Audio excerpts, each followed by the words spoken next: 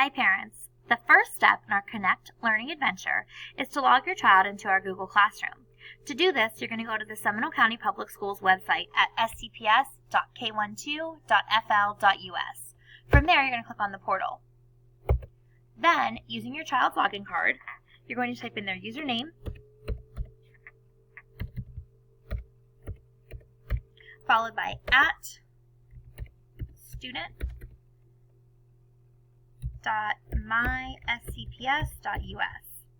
Then you'll use your child's password, which is also on their login card,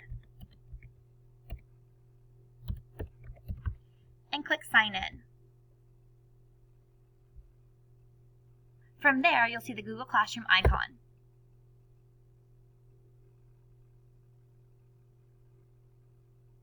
Then you can click the plus sign, Join Class, and use our class code, LLQYSGP.